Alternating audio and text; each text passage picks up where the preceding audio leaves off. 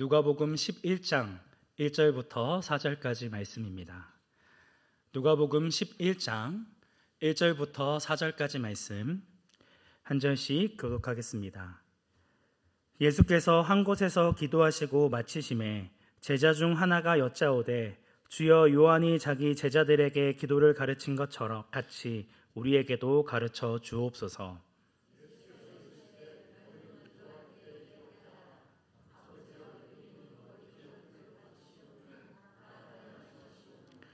우리에게 날마다 일용할 양식을 주시옵고 우리가 우리에게 죄 지은 모든 사람을 용서하오니 우리 죄도 사하여 주시옵고 우리를 시험에 들게 하지 마시옵소서 하라. 아멘. 저희는 누가복음에서 강조하고 있는 기도하시는 예수님에 대한 말씀을 계속 나누고 있습니다. 특별히 오늘 본문은 우리에게도 너무나 익숙한 기도문, 주기도문입니다. 평생을 암송한 기도문이기 때문에 막힘없이 술술 잘 암송할 수 있습니다. 그래서 우리는 주기도문을 잘 알고 있다라고 생각합니다. 하지만 주기도문은 암송을 위한 기도문이 아니라 예수님께서 제자들에게 직접 알려주신 모범 기도문입니다. 하나님께 어떻게 기도해야 하고 또 무엇을 구해야 하는지, 어떻게 기도해야 하는지에 대한 기도의 샘플로 우리의 기도에 적용시켜야 할 기도문이라는 것이죠.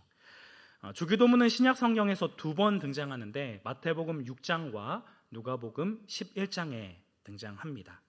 마태복음 6장에서는 산상설교를 하시는 말씀 중에 나오는데 먼저 잘못된 기도에 대해서 언급하시고 그럼 바른 기도는 어떻게 하느냐, 바로 이 주기도문을 언급하십니다.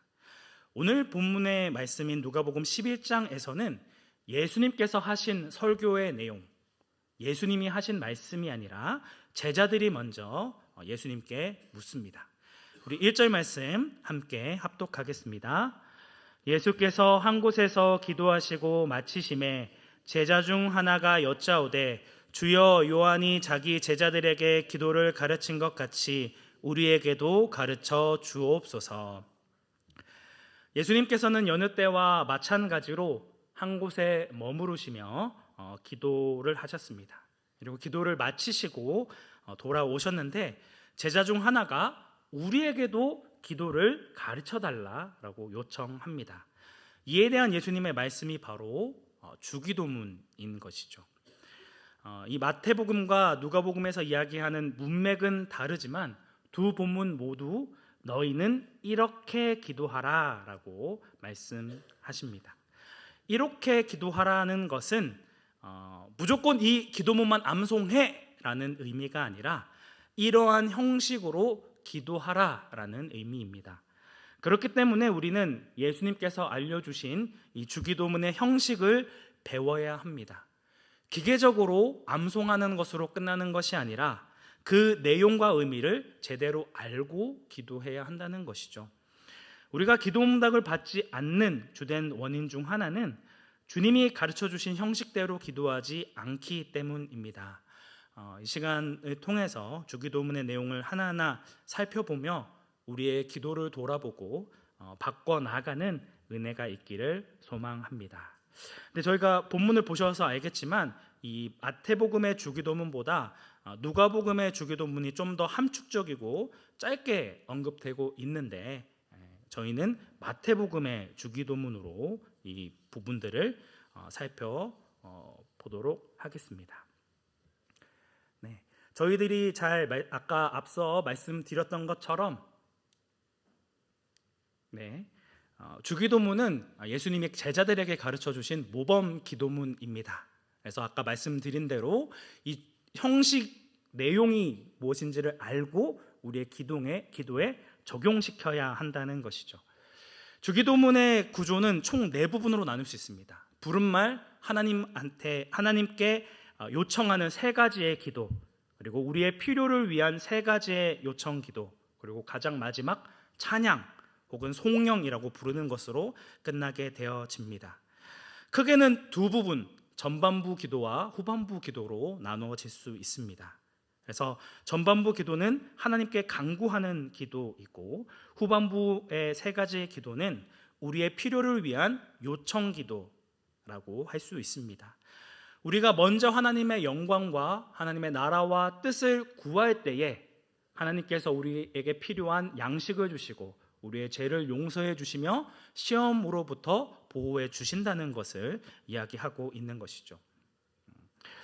오늘은 이 부름말과 그 전반부의 첫 번째 기도인 이름이 거룩히 여김을 받으시오며 까지의 내용을 함께 살펴보기를 원합니다.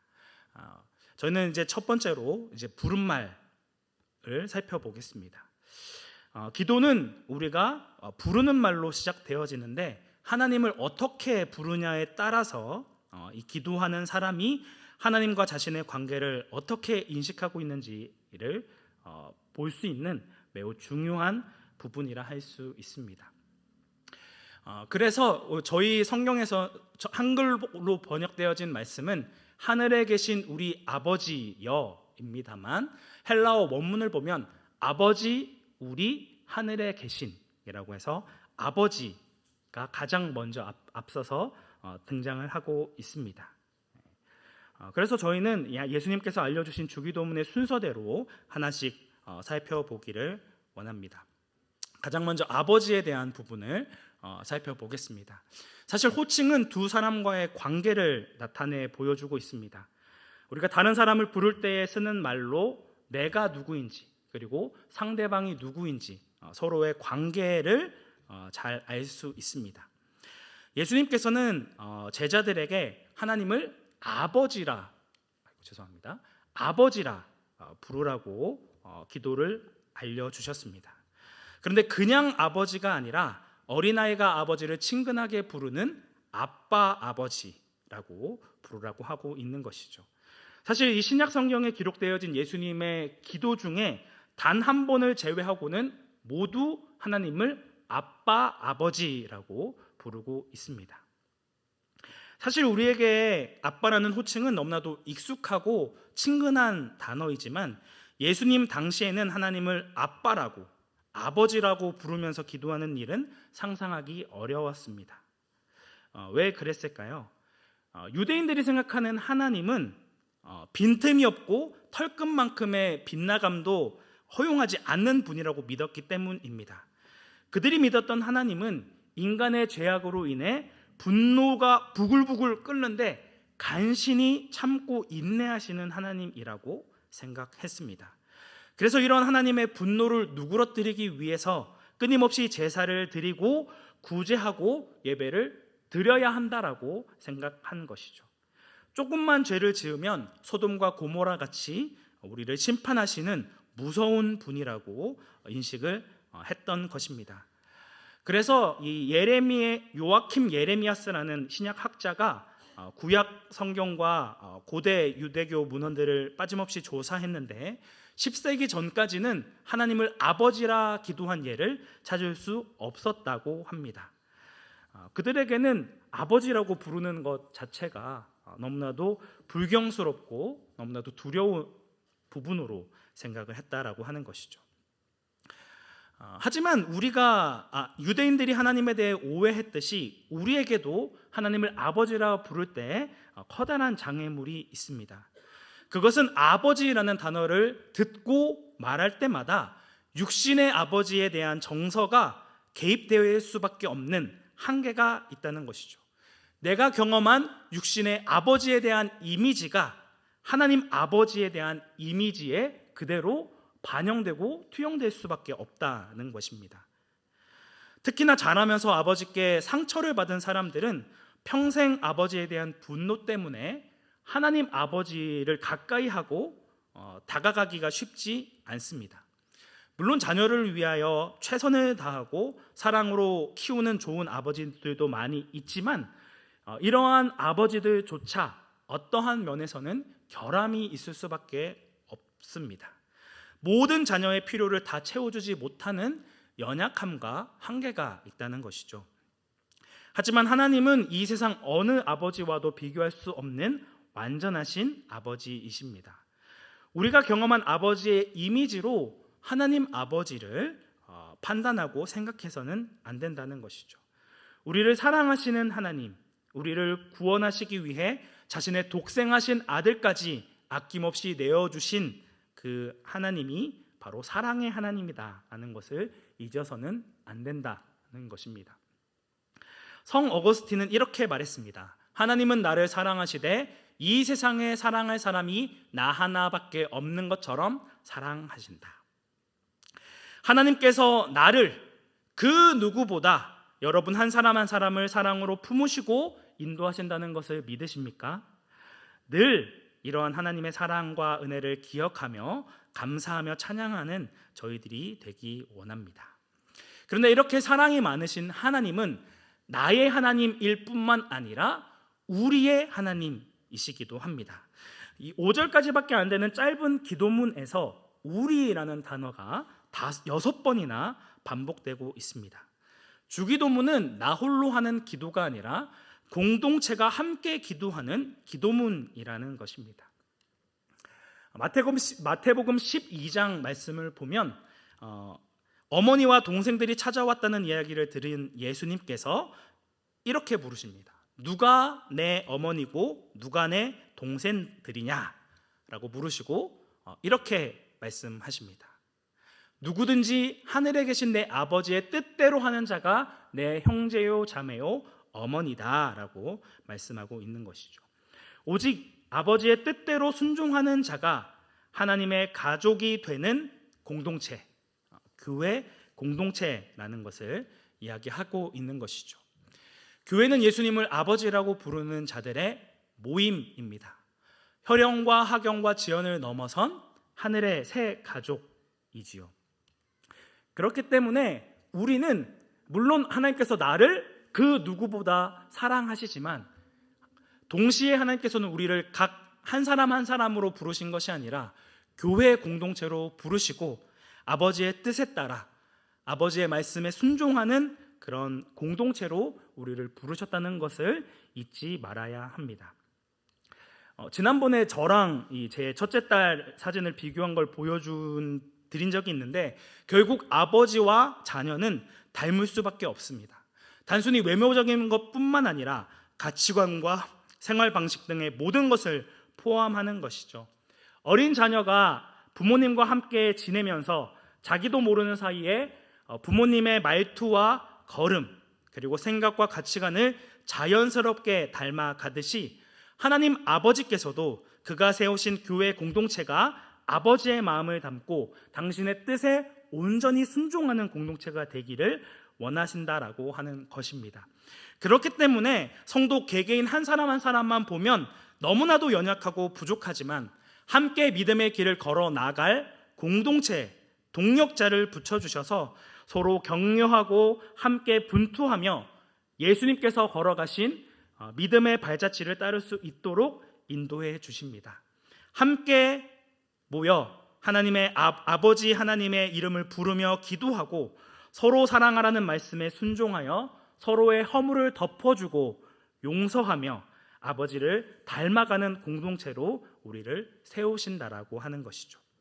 그렇기 때문에 주기도문은 개인의 기도일 뿐만 아니라 주 안에서 하나 된 교회 공동체에게 주신 기도문이라 할 수 있습니다. 그래서 만일 우리의 기도가 대부분 나의 관심, 나의 필요, 나의 문제에만 집중되어 있었다면 잘못된 기도라고 할 수 있는 것이죠. 나의 필요만이 아니라 함께 믿음의 길을 걷고 있는 우리 교회의 형제 자매들의 필요를 위해서도 함께 기도해야 됩니다. 그래서 저희가 수요 예배 마치고 또 중보 기도팀이 함께 기도가 필요한 성도님들을 위해서 함께 기도하는 것이죠. 마지막으로 하나님께서는 하늘에 계신 분이십니다. 여기에서의 하늘은 장소적인 개념을 이야기하는 것이 아닙니다. 하나님의 영원하심과 하나님의 전능하심을 강조하고 있습니다. 하나님께서는 온 우주 만물을 다스리시고 통치하시는 전능하신 하나님이십니다. 하나님께서는 모세에게 자신을 스스로 존재하는 자라고 말씀하셨습니다. 스스로 존재하기에는 어떠한 부족함도 없으신 하나님이었다라고 하는 것이죠. 세상에 있는 모든 물건에는 다 생일이 있고 우리 모두에게는 태어난 날이 있지만 하나님께서는 생일이 없으신 분입니다. 오직 하나님만이 스스로 존재하는 분이시기 때문인 것이죠. 그래서 하나님께서는 하늘에 계셔서 우리를 다스리시고 통치하고 계시다라는 것을 반복해서 말씀을 하고 계십니다. 결국 하나님이 하늘에 계시다는 말은 전적으로 우리와 차원이 다르신 하나님, 우리가 감히 가까이 할 수 없으신 그런 구별된 분이시다라는 것을 말씀하고 있는 것입니다. 하나님께서는 이 시편 139편의 말씀과 같이 우리의 과거와 미래를 아시며 우리의 형제의 나의 행동뿐만 아니라 마음의 중심까지도 다 아시는 하나님이십니다. 그리고 마지막 날 우리가 행한 대로 우리를 심판하실 두려운 하나님이십니다. 모든 것을 아시는 하나님 앞에 그 어떤 것도 숨길 수 없다는 것을 보여주고 있는 것이죠. 그렇기 때문에 우리는 하나님 앞에 늘 겸손하고 정직한 마음으로 진실하게 나아가야 한다는 것을 알 수 있습니다. 자, 첫 번째 부른말을 정리해 보겠습니다. 하나님은 우리를 사랑하시는 자비로우신 아버지인 동시에 우리의 모든 행위를 아시는 두려우신 하나님입니다. 우리는 이러한 하나님의 두 성품에 대한 균형 잡힌 믿음이 필요합니다. 하나님을 하늘에 계신 하나님으로만 인식할 때에는 유대인들과 같이 항상 하나님 앞에 두렵고 떨림으로 살아가는 그런 불안정한 삶을 살아갈 수밖에 없습니다. 반대로 하늘에 계신 하나님은 사라지고 나를 사랑하시는 아버지라고만 인식했을 때는 언제나 하나님 앞에 때를 쓰는 어린아이와 같이 미성숙한 신앙생활을 할 수밖에 없습니다. 우리는 필연적으로 이 하나님의 두 성품 중에 어느 한쪽으로 치우칠 수밖에 없는 그런 연약한 존재라고 하는 것이죠. 앞서 말씀드린 육신의 아버지의 영향입니다. 혹여나 육신의 아버지에 대한 상처와 아픔으로 인해 하나님에 대해 잘못된 이미지를 갖고 있으시다면, 나의 모든 것을 판단하시고 정죄하시는 하나님이라는 잘못된 이미지를 가지고 계시다면 다시금 바르게 하나님을 인식하고 기도할 수 있어야 합니다. 반대로 하나님은 우리를 사랑하시는 하나님이라는 것들만 생각하여서 우리를 판단하시고 우리의 모든 것들을 심판하실 하나님이라는 것을 잊어버리면 안 된다는 것을 이야기하고 있는 것이죠. 사실 우리가 기도할 때 우리의 초점은 대부분 자신의 문제에만 집중하기 쉽습니다. 기도의 초점이 하나님이 아닌 우리 자신의 문제에 집중되어져 있다는 것입니다. 하지만 예수님께서는 기도를 시작할 때에 무엇에 집중하라 하십니까? 우리가 기도를 드리는 기도의 대상인 하나님 아버지께 집중하게 되기를 가르치셨습니다. 우리의 문제가 너무 힘들고 어려워서 하나님 아버지를 찾고 아버지를 부르지만 그 아버지께서 우리의 모든 기도를 들으시고 응답하시고 함께 하신다는 것을 믿는다면 하나님 앞에 우리의 문제는 너무나 사소하고 작은 문제가 될 것 같습니다. 하나님을 아버지라고 부르는 것이 어색하신 분도 많을 줄 압니다. 하지만 저희가 어렸을 때는 쉽게 아빠를 불렀죠. 어린 아이들이 무의식적으로 항상 엄마와 아빠를 찾듯이 우리도 언제나 하나님의 이름을 부르고 즐거울 때나 기쁠 때나 하늘에 계신 우리의 아빠 하나님을 찾아야 한다는 것입니다. 흔히 어린아이들이 오해하는 것 중에 하나는 아빠만 부르면 모든 문제가 해결된다고 믿는다는 그런 순전함에 있습니다. 만약 아빠로부터 원하는 것을 받지 못한다 하더라도 여전히 아빠를 부릅니다. 왜 그렇죠? 아빠의 사랑을 의심하지 않기 때문입니다. 이런 어린아이의 모습과 같이 그 누구보다 나를 사랑하시는 아빠가 내 기도에 온전히 응답해 주시고 나를 붙드신다는 사실을 의심하지 않고 구하는 태도가 중요하다는 것입니다. 내가 기도하는 대상이 하나님 아버지이심을 알고 기도한다면 우리의 기도는 달라질 수밖에 없습니다. 처음에는 내 필요와 문제를 해결하기 위해서 하나님 앞에 나아갔지만 우리를 사랑하시는 아빠의 이름을 부르는 순간 불평불만으로 가득했던 우리의 마음이 감사와 찬양으로 바뀌어진다는 사실입니다. 내 기도를 드리기 전에 먼저 하나님이 우리를 사랑하시는 아빠이며 동시에 하늘에 계신 전능하신 분임을 부르며 우리의 기도를 시작해 봅시다. 누구보다 우리를 사랑하시는 하나님께서 우리를 가장 선한 길로 인도하실 것임을 확신하실 것입니다. 날마다 하늘에 계신 우리 아버지를 부르며 기도의 자리로 나가시는 온사랑교회 성도님들이 되시기를 주님의 이름으로 축복합니다. 두 번째로 이제 하나님께 대한 요청의 기도, 그 중에서 첫 번째 이름이 거룩히 여김을 받으시오며 부분을 살펴보겠습니다. 사실 한글 성경에는 나와 있지 않지만 이 세 가지의 하나님께 요청하는 기도에는 다 당신의가 포함되어 있습니다. 그러니까 우리는 당신의라고 얘기하기는 좀 그러니까 아버지의라고 바꿔서 표현하면 좋겠죠. 그래서 우리는 아버지의 이름이 거룩히 여김을 받으시고 아버지의 나라가 임하시며 아버지의 뜻이 하늘에서 이루어진 것 같이 땅에서도 이루어지기를 간구하며 기도하는 자가 되어야 합니다.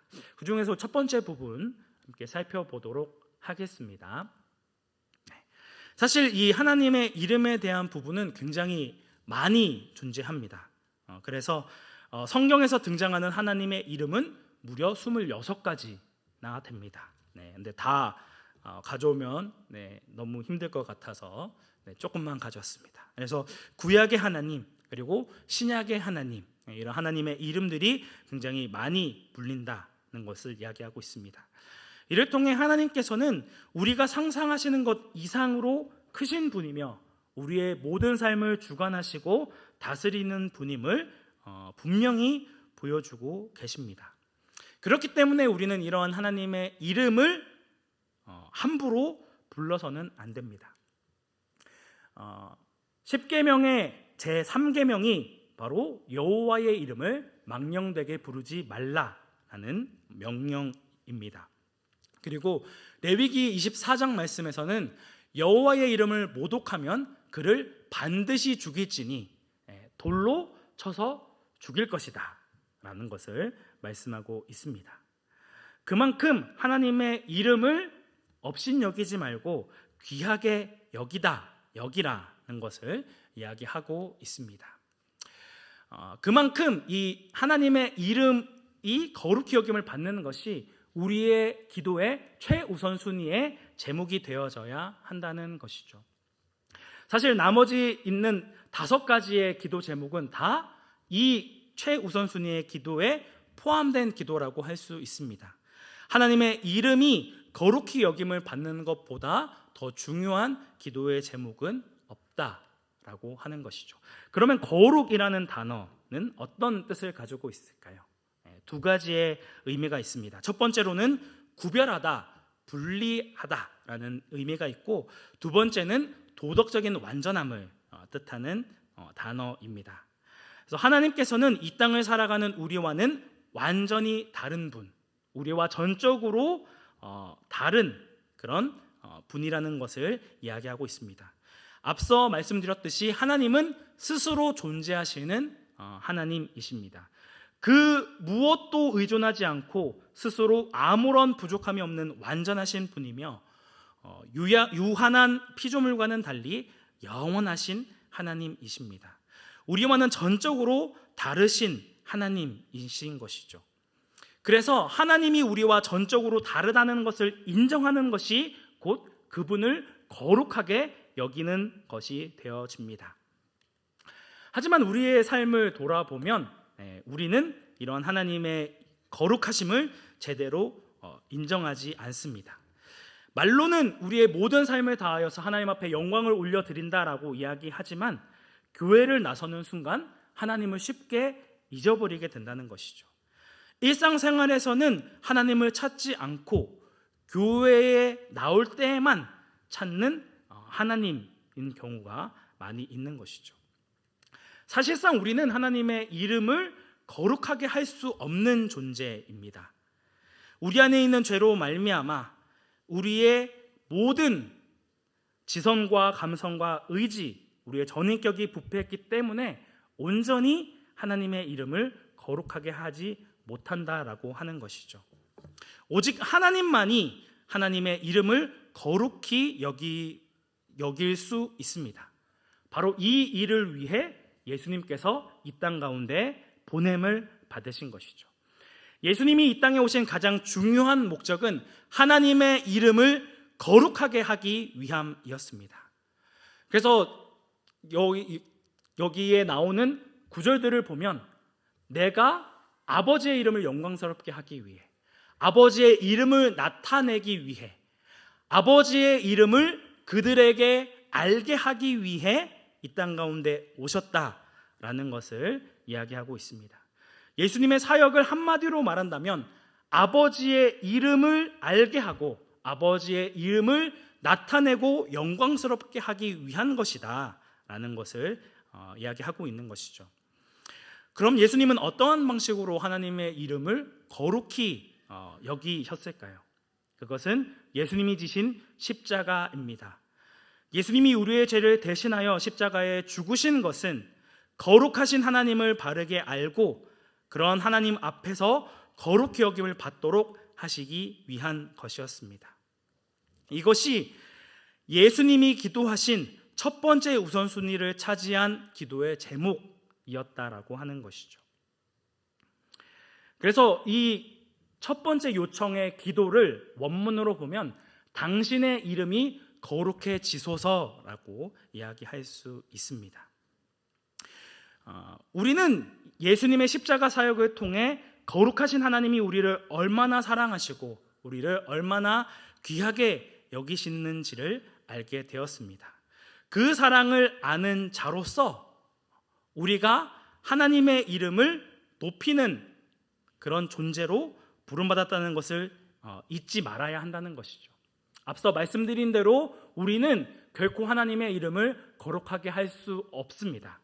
그렇기 때문에 우리는 하나님 앞에 당신의 이름을 거룩하게 높일 수 있도록 연약한 나의 삶, 연약한 나의 모습을 통하여서 하나님의 이름을 높일 수 있도록 주님의 은혜를 구하는 기도라고 할 수 있습니다. 예수님께서 하나님 아버지의 이름을 거룩하게 하신 것처럼 우리 역시도 하나님의 거룩한 백성으로 하나님을 높이고 하나님의 은혜를 드러내는 그런 존재로 부름받았다는 것을 잊지 말아야 한다는 것입니다. 그래서 예수님께서는 마태복음 5장 13절부터 16절까지의 말씀에서 너희는 세상의 소금이고 세상의 빛이라 명령하십니다. 열심히 살아가면 빛이 될 수도 있을 거야, 소금이 될 수도 있을 거야 라고 말씀하시지 않고 너희는 세상의 소금과 빛이라 명령하셨습니다. 악하고 소망이 없는 이 세상 가운데, 영적으로 어두운 이 세상 가운데 영적인 빛을 비추고 하나님의 영광을 드러내는 그런 존재로 부름을 받았다라고 하는 것이죠.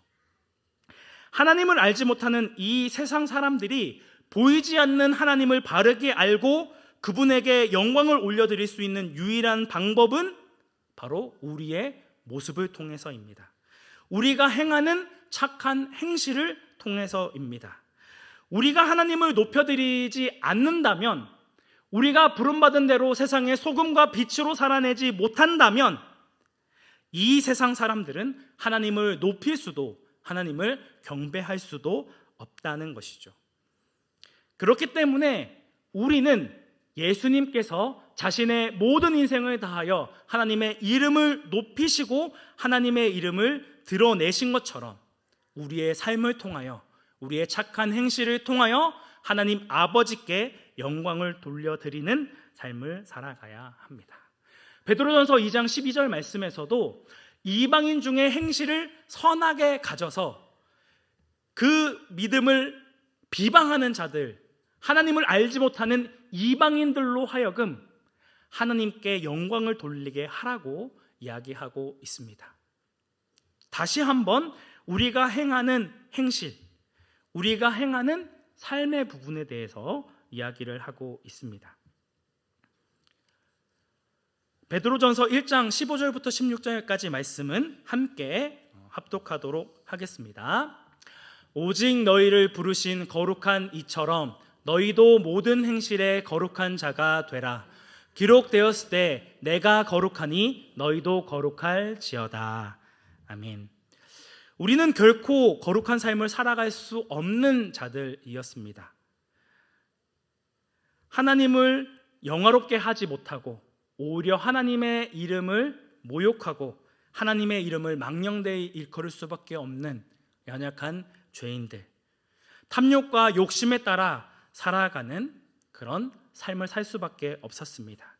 하지만 먼저 믿음의 본을 보이신 그 예수 그리스도로 말미암아 우리는 이 세상 사람들과는 다른 삶을 살게 되었습니다.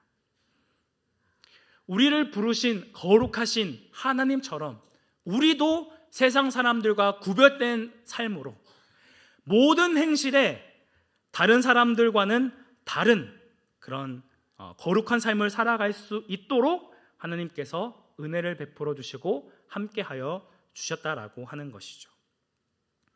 이 땅에 있는 모든 사람은 다 무언가를 찬양합니다. 어떤 사람은 자기가 먹었던 맛있는 그런 맛집을 자랑하기도 하고 또 자기의 응원하는 스포츠 팀을 찬양하기도 합니다.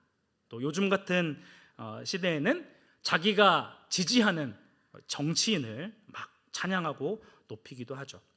원래 우리는 하나님의 이름을 높이고 하나님의 이름을 찬양하기 위해 창조되어졌던 존재입니다.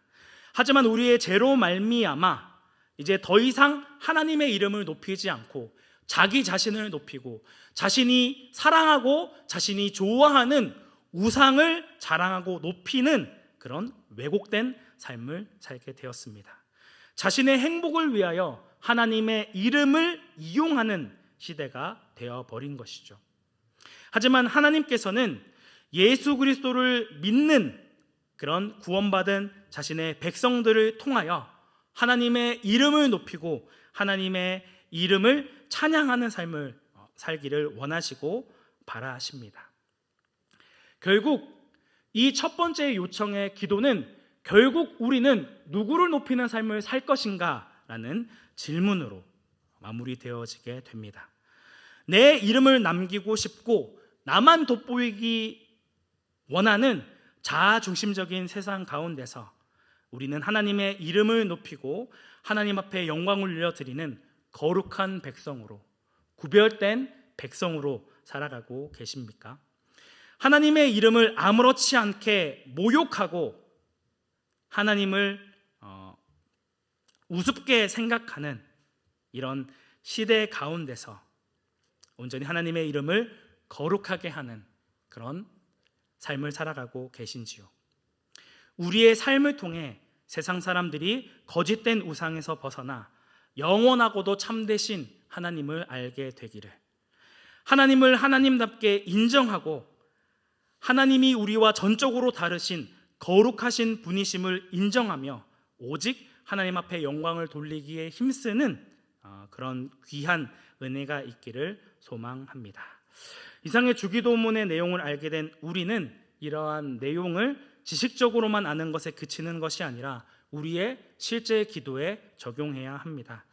예수님께서 말씀하셨던 기도할 때에 이렇게 하라는 모범대로 기도하도록 우리의 기도를 수정해야 한다는 것이죠.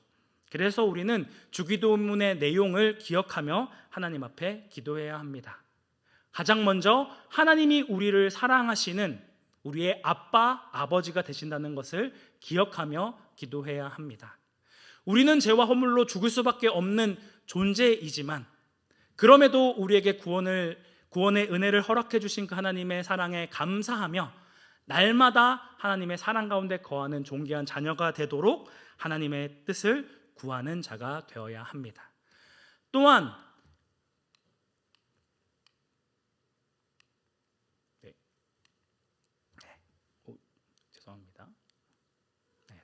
우리는 나 자신만을 위해 그리고 우리의 가족만을 위해 기도했던 이기적인 마음을 내려놓고 주 안에서 한 몸 된 지체들을 위해 함께 기도해야 합니다.